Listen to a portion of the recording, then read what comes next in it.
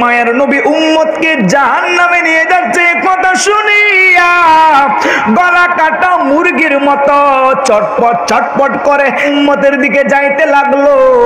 যাইতে যাইতে ফেরেশতাদের সামনে দাঁড়াই গেল। ফেরেশতারা রে, আমার উম্মতকে কোথায় নিয়ে যাচ্ছ? এ তো আদমের উম্মত নয়, শীষ নূহ, ইব্রাহিম, ইসমাইল, দাউদ, মুসা, ঈসার উম্মত নয়। এই হলো আমি নবী রহমাতাল লিল আলামিনের উম্মত। জোরে বলেন সুবহানাল্লাহ। ফেরেশতারা রে, ও ফেরেশতারা, আমার উম্মতকে কোথায় নিয়ে যাচ্ছ? তুমি কি জানো না এই কার উম্মত? ফেরেশতারা বলে, নবী গো, আমি জানি এই আপনার উম্মত। ইয়া রাসূলুল্লাহ, ইয়া হাবিবাল্লাহ, আমাদের কোনো কিছু করার নাই। আপনার এই উম্মতের নেকির পাল্লা হালকা, গুনাহের পাল্লা ভারী হওয়াতে আল্লাহ তাআলার হুকুম অনুযায়ী আমরা জাহান্নামে নিয়ে যাব। আমাদের করার কিচ্ছু নাই। আপনার কিছু বলার থাকলে আল্লাহর কাছে আপনি বলতে পারেন। এই কথা বলতে দেরি আমার আপনার নবী রহমাতাল লিল আলামিন আল্লাহর আরশের নিচে সিজদার পড়বে, মাবুদ রে, ও মালিক,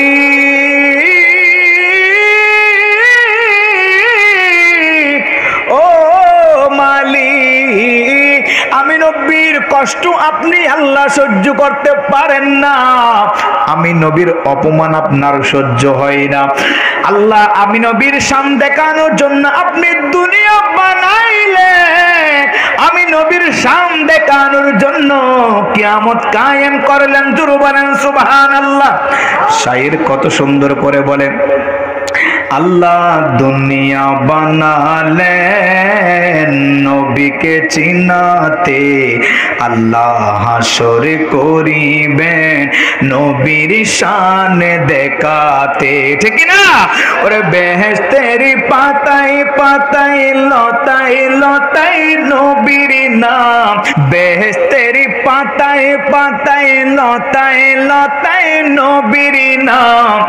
আরশ আল্লাহর নামের পাশে নবীর নামের মনোগ্রাম, নবীর নামের মনোগ্রাম। আল্লাহ বেহেশত করিবেন নবীর শান দেখাতে। সুবহানাল্লাহ। আমার নবী একটা ডাক দিয়া বলবে, মালিক, ও আরশ কুরসির মালিক, আমি নবীর শান দেখানোর জন্য দুনিয়া বানাইলা, আমি নবীর শানে যারা আঘাত করেছে তাদেরকে অভিশাপ দিলাম। আমি নবীর অপমান আপনি আল্লাহর সহ্য হয় না। ও আল্লাহ, আজকে আমার উম্মত কিশোরগঞ্জের মানুষ, নেকিনি কামালপুর দামপাড়ার মানুষ গুনাহের পাল্লা ভারী হওয়ার কারণে জাহান্নামে যাচ্ছে। আমি নবীর সহ্য হচ্ছে না রে আল্লাহ। আমার আল্লাহ ডাক দিয়ে বলবে, বন্ধু, জোরে বলেন মারহাবা। এখন কি করতাম? আমার নবী বলো, ও মালিক, আমার উম্মতের কেমন গুনাহ হইছে, আমার উম্মত কতটুকু গুনাহ করছে আমি আবার দেখতে চাই। অতএব আমার উম্মতের গুনাহের পাল্লা, নেকির পাল্লা আবার মিজানে উঠানো হোক। জোরে বলেন সুবহানাল্লাহ। এদিকে জাহান্নামের ফেরেশতার উম্মতকে জাহান্নামে নিয়ে যাচ্ছে। সেই মুহূর্তে আল্লাহ একটা ডাক দিয়ে বলবে, ইয়া আইয়ুহাল মালাইকাতু আতিউ মুহাম্মদ। জোরে বলা যাবে কি সুবহানাল্লাহ?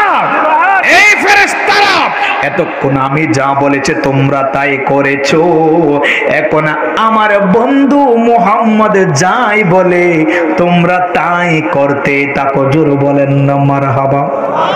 আমার নবী ফেরেশতাদেরকে ডাক দিলে, এই এদিকে আয়। এই ফেরেশতারা এদিকে আয়, আমার উম্মতকে সাথে নিয়ে আয়। দেখ আবার মাফ, আমার এই উম্মতের গুনাহ আবার মিজানের পাল্লা ওটা, মিজানের পাল্লা উঠাইবে, দেখবে নেকির পাল্লা হালকা, গুনাহের পাল্লা ভারী। বলেন তো আমার কামালপুরের ভাইরা, আমাদের জীবনের মধ্যে গুনাহ কম না বেশি? বলেন, গুনাহ কম না বেশি? আমার নবী দেখবে গুনাহের পাল্লা ভারী, নেকির পাল্লা হালকা।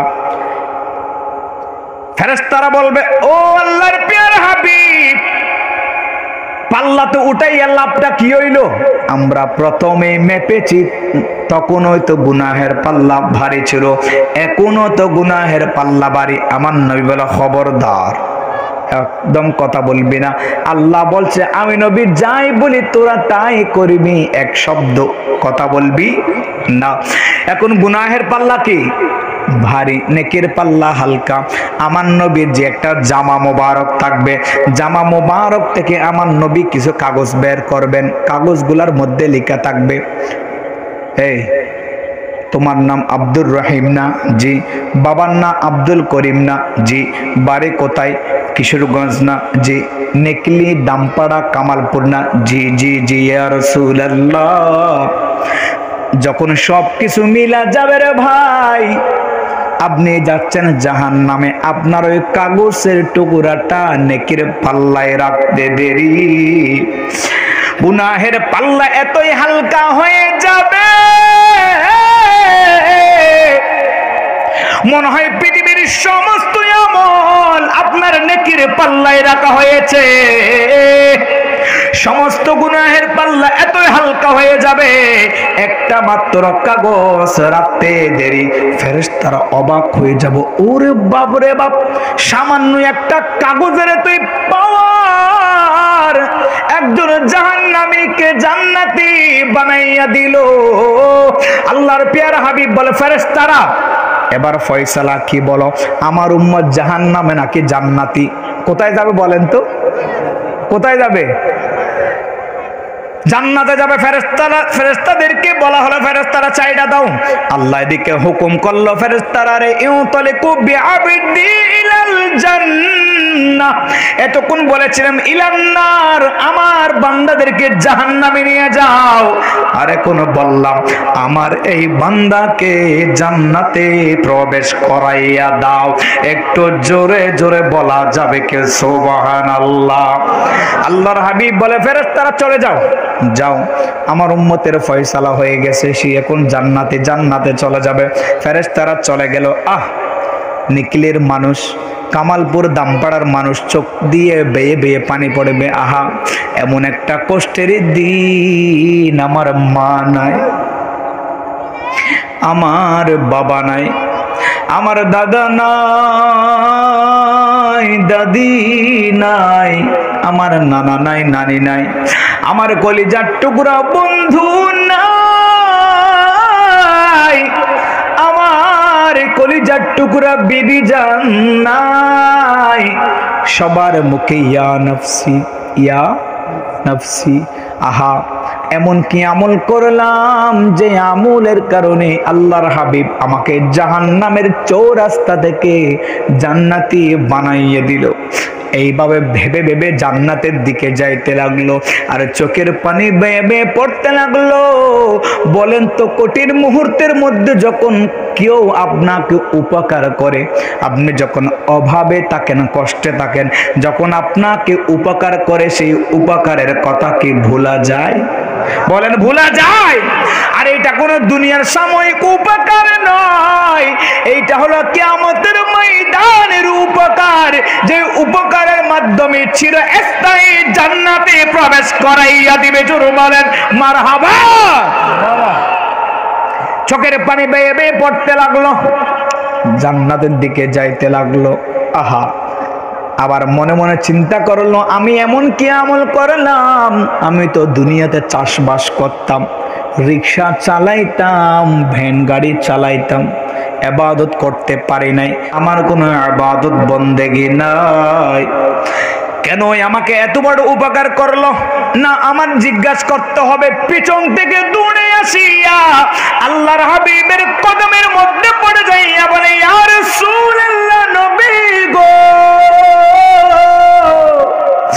ও আল্লাহর প্যারা হাবিব, রাহমাতাল লিল আলামিন, এমন একটা কঠিন দিনে উপস্থিত হয়েছি, যেই বিবিরে লাগিয়া মাথার গম পায়ে ফেলাইয়া নিকলির মানুষ কিশোরগঞ্জে যাইয়া, কিশোরগঞ্জের মানুষ চট্টগ্রাম ঢাকায় যাইয়া, সিলেটে যাইয়া খেত কামার করিয়া, মানুষের বাসায় কাজ করিয়া, মানুষের মিল ফ্যাক্টরির মধ্যে কাজ করিয়া কতই কষ্ট করেছে, সন্তানের লাগিয়া কত কষ্ট করেছে। আজকে কেউ আমার নাই, ওরে নাই কোনো বন্ধু গো, নাই দরদি নাই, কঠিন দিনে দয়াল নবীজি বিনে, ইয়া নফসি রে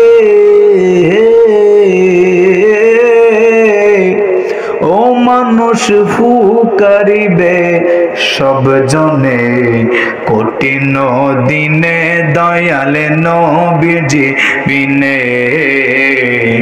কঠিন দিনে দয়াল নবীজি বিনে।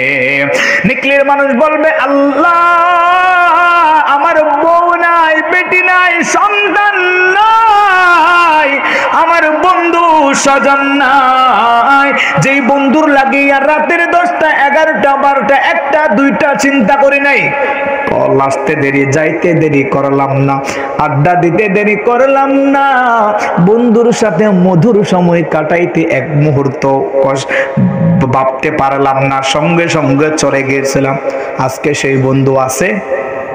আছে নাই? কদমে পড়ে গেলেন, ইয়া রাসূলুল্লাহ, ইয়া হাবিবাল্লাহ, নবী গো আপনি কেনই আমার উপকার করলেন?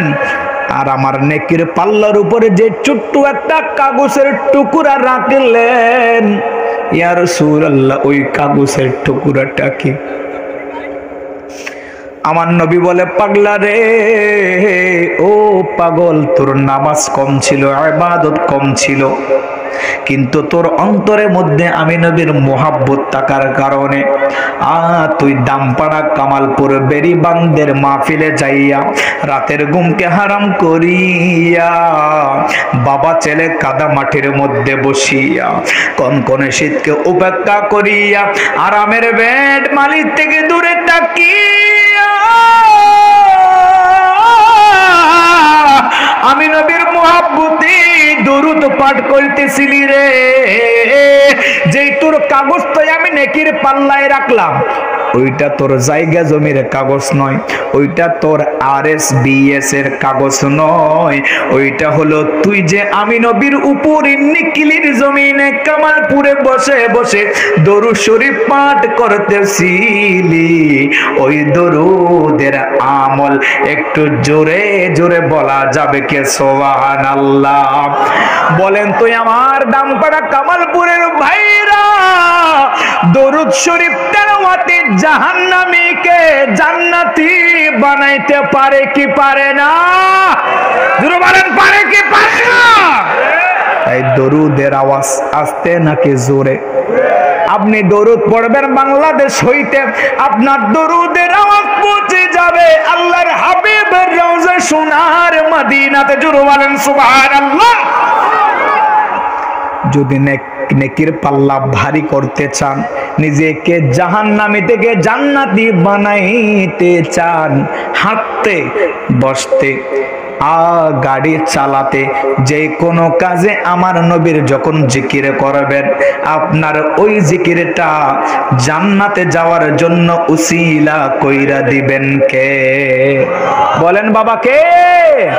তাই দরুদ শরীফ পড়তে পারবো ইনশাআল্লাহ।